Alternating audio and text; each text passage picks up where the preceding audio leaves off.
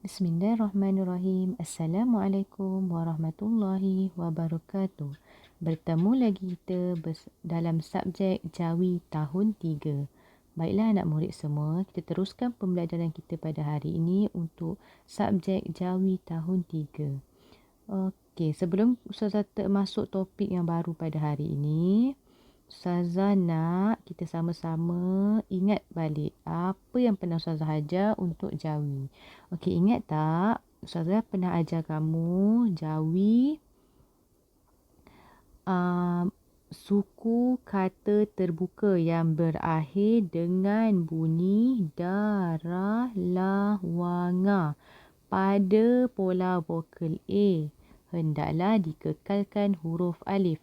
Okey, Ustazah ulang sekali lagi. Ustazah pernah ajar suku kata terbuka yang berakhir dengan bunyi darah lawanga. Kalau kita jumpa suku kata terbuka ni di akhir perkataan, kita mesti kekalkan huruf alif. Contohnya, tengok dalam jadual yang pernah yang Ustazah bagi ni. Nada. Jadi, da dekat situ dia kekalkan huruf A. Dan kalau dalam tulisan Jawi, kita kena kekalkan huruf alif. Sama juga dengan darah. Kamu tengok eja darah. Dal alif, ra alif. Dia tak buang pun huruf A dekat ra tu. Jala. Jim alif, lam alif. Seterusnya, ba, wa. Ba alif, waw alif. Sama juga. Dia tak buang huruf A dekat suku kata kedua iaitu bunyi wa. Nga, nga. Nga alif, nga alif. Okey, dekat nga ni pun sama.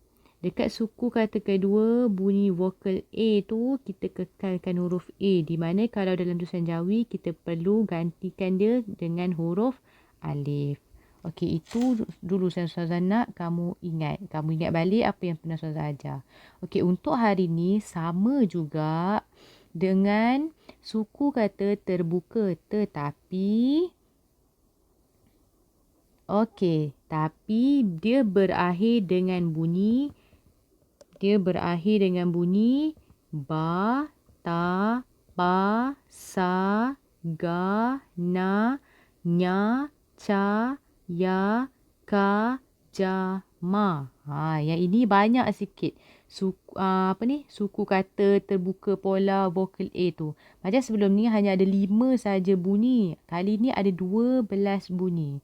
Okey, tapi kaedahnya lebih kurang sama je macam yang kita belajar sebelum ni. Tapi kalau ada bunyi yang 12 ni, kita kena gugurkan huruf alif pada suku kata yang terakhir.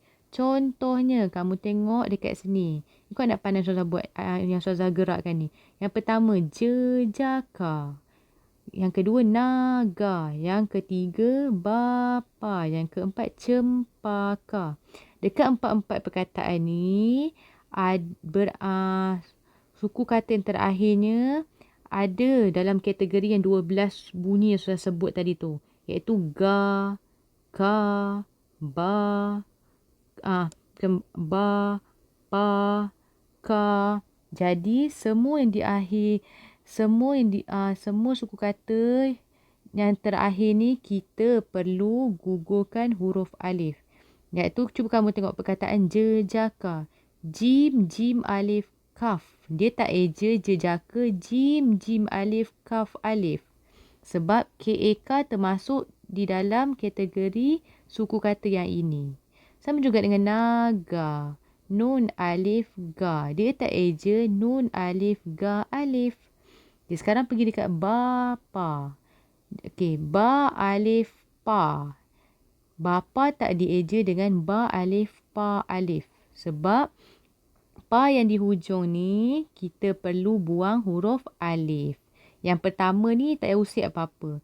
Kita hanya fokuskan yang belakang saja, bunyi yang belakang sekali. Sama juga dengan cempaka. Ka yang di akhir ni kita kena buang huruf A. Iaitu tinggallah huruf kaf itu sahaja. Okey, syarat boleh digugurkan huruf alif apabila dua suku kata akhir pola A. Okey, kita tengok macam mana yang dikatakan. Okey, dekat sini ada contoh perkataan, ada 12 contoh perkataan yang berakhir dengan bunyi yang sudah sebut tadi tu. Ba, pa, sa, ga, na, nya, ca, ya, ka, ja, ma.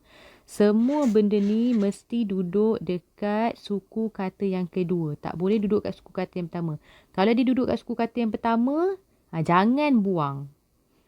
Kalau kamu tengok dekat dalam table ni, dekat dalam jadual ni, dia semua buang. Dekat huruf A tu dia pangkah, dia pangkah, dia pangkah, dia pangkah, dia pangkah. Maksudnya kita tak nak huruf A.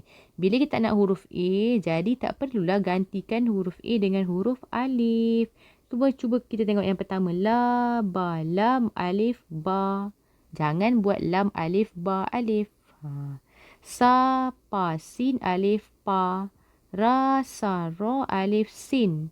La, ga, lam, alif, ga. Ma, na, mim, alif, nun. Ta, nya, ta, alif, nya. Ka, ca, kaf, alif, ca. Ma, ya, mim, alif, ya. Ma, ya, tak ada eja. Mim, alif, ya, alif. Sa, ka, sin, alif, ka. Wa, ja, wa, waw, alif, jim. Wajah. Na, ma. Nun, alif, mim. Nama. Okey, benda-benda yang kat sini semua, kalau kamu tengok dekat ejaan Jawi dia, yang belakang sekali ni tak ada satu pun yang ada huruf alif. Sebab suku kata keduanya ada antara 12 bunyi yang saya sebut tadi. Itu sebab dia tak perlu letak huruf alif. Benda ni dia berbeza sedikit dengan yang kita belajar sebelum ni, iaitu darah, la, wa, nga. Kalau 5 bunyi tu, kita kena letak alif. Tapi selain daripada 5 bunyi tu, kita kena buang alif. Okey, contoh kat sini. Pola vokal AA, suku kata pertama berawalan huruf alif. Yang macam ni, a, sa. Alif, sin. Asa tak dieja sebagai alif, sin, alif. Kalau eja alif, sin, alif, salah. Sebab dekat hujung dia ada SA, sa. Jadi bila ada SA, sa, kita kena buang huruf A. Bila buang huruf A, itu sebab tak ada alif dekat selepas huruf sin. Sama juga dengan apa. Yang terakhir adalah pa. PA, pa. PA, pa termasuk dekat sini.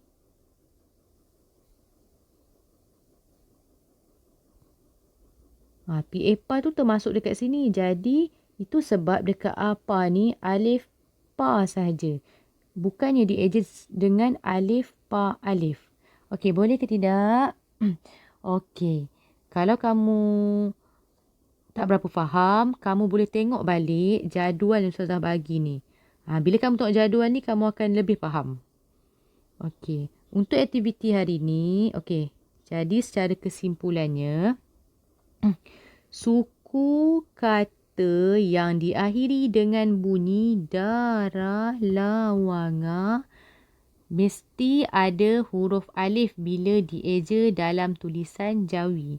Tetapi kalau suku kata yang diakhiri dengan bunyi ba, pa, ba, ta, pa, sa, ga, nya, ka, ya, ca, ja, ma, kita mesti gugurkan huruf alif bila kita eja dalam tulisan Jawi.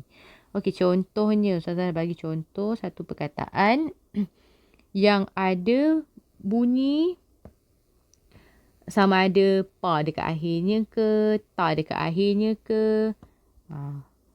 Ustazah bagi contoh.